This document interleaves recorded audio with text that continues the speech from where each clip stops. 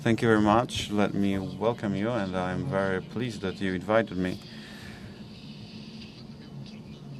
I will have a hard task because I'm the last presentation before the break, so I'll try to speed it up. But I would like to show you a new thing that we've been pursuing thanks to the support and the advice from many partners, because we would not be able to pursue some of the elements.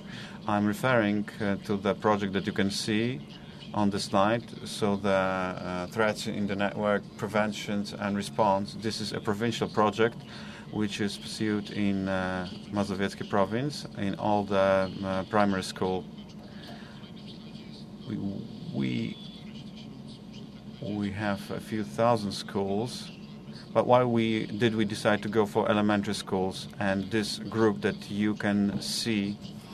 So the 4th and 5th and 6th graders, it was done on purpose because from 1 to 3 in our educational system, it's an integrated teaching. They are separated, and we can say that they operate on some separate principles. But of course, we also meet them, but we mostly emphasize the meeting with 4th, 5th and 6th graders. Of course, we are not focusing exclusively on children and schools, because we can divide schools into 3 categories. All the stakeholders, we have teachers, parents and pupils. If these 3 layers interchange information, then our goal will be achieved. And I'm pretty confident that we will succeed. What are the main assumptions connected with this project? And why did it come about? Because we started to getting some disquieting information from teachers and parents, but also from children, that they do encounter cyber threats, some worrying signals already in elementary school. Secondary school is the next stage, and you are probably aware of the situation.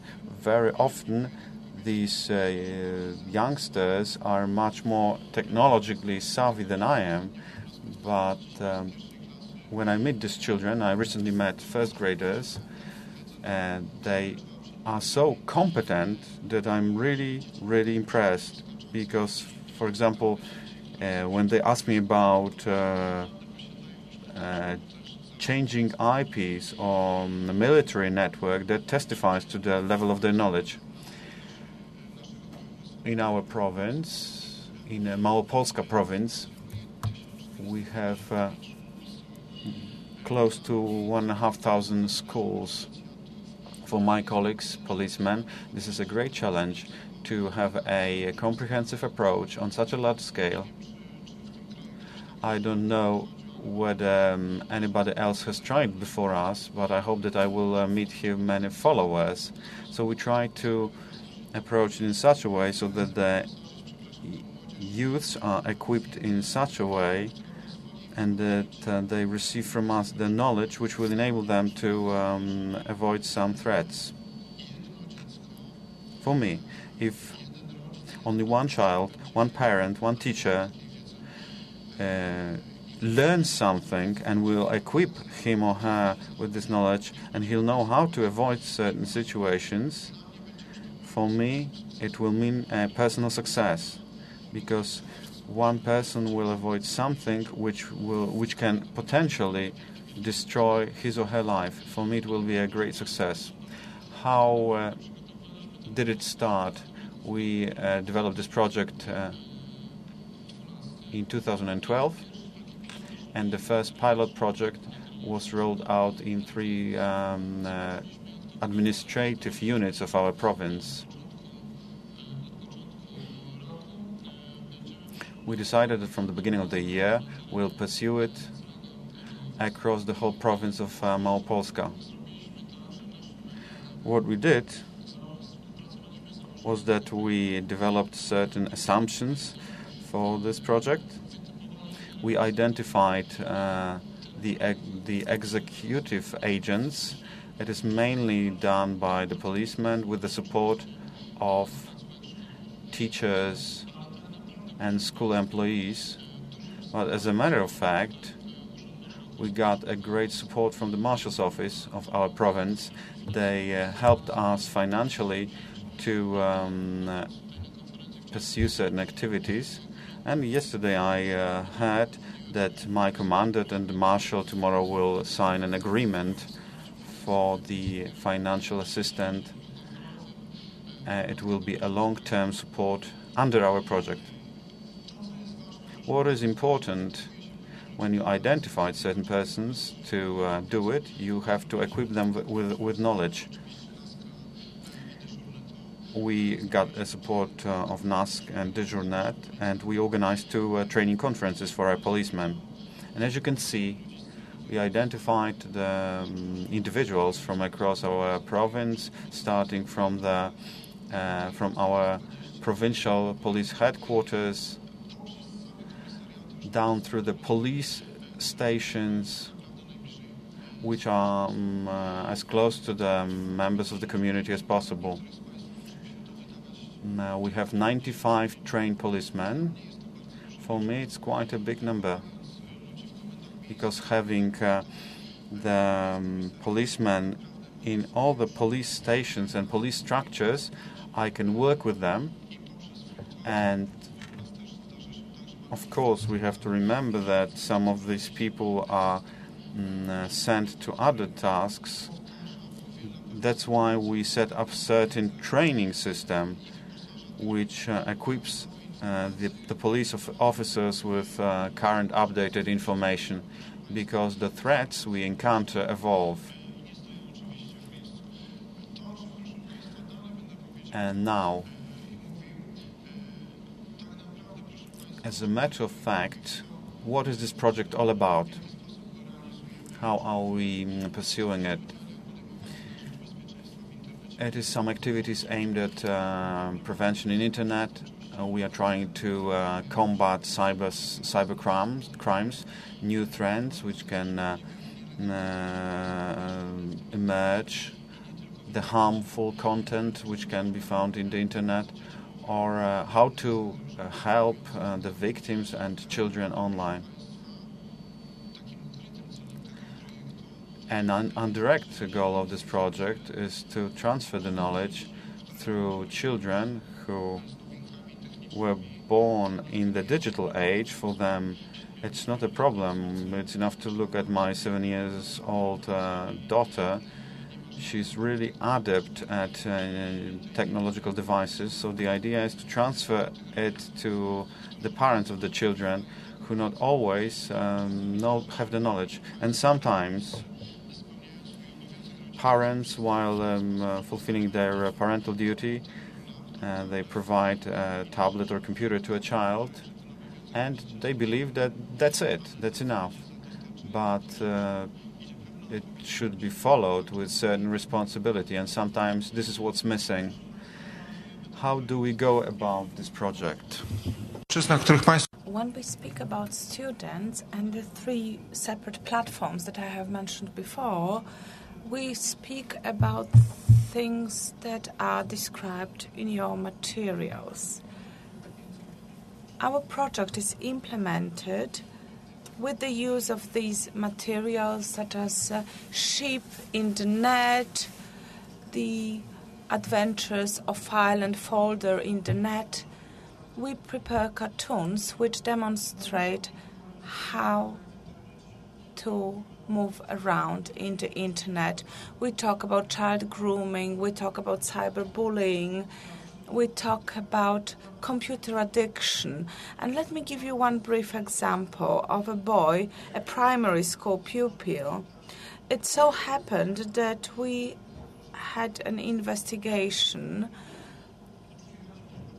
We visited a certain house as part of our investigation of trade in child pornography. Parents were surprised, and they said, but he never leaves home. He's always in his room. He's not trouble. He's a very quiet child. he comes home after school. So once we visited this house, we secured computer and its software and hardware. And as I have mentioned, he would then be covered by the criminal proceedings for children and youth. And he was certainly addicted to the computer, because as we were taking the equipment again away, he was shaking. He said, "But can I at least touch the keyboard?" When we talk about parents and teachers, some of the topics reappear. We talk about child grooming, about virtual prostitution, about cyberbullying, about harmful sexual content. We also talk about things that allow these people to gain sufficient knowledge on how to behave, how to secure proofs of cyberbullying, for example. We inform them about what institutions can help them. If we talk about these three platforms, about students, teachers, and parents, we also explain the legal environment. And as for the procedures, I have already mentioned that we teach them how to secure evidence of cyberbullying, for example. Each of the schools, over 1,400 schools, as I have mentioned, receives materials that can be used during this project's implementation. Our activities do not end here. We try to reach a much wider group of recipients. We are currently drafting procedures for schools. We are currently preparing materials that talk about safety and security on the internet so that teachers can read these materials. We try to reach a wide audience by way of using social networks and media, local and regional media. And just so what you can see here are examples of some of the materials that we use. We meet all teachers, all school supervisors and headmasters. We will try to contact all teachers in IT classes and all school psychologists so that they are equipped with sufficient knowledge on the cyber threats. To conclude, we created a diagnostic tool which made it possible for us to see how many meetings, training sessions we had, how many people we met. We met great numbers of students, teachers, and parents. And when we talk about schools, we prepared a questionnaire that was then sent to all the headmasters of primary schools. And we had a question about cyberbullying, and 270 headmasters responded, and there were cases of cyberbullying in their schools. This means that the work that we had done is finally bringing fruit. Children are not afraid to notify their schools about such cases. Information is sent to us by students, parents, teachers. We receive it from different sources. This is all from me. Thank you.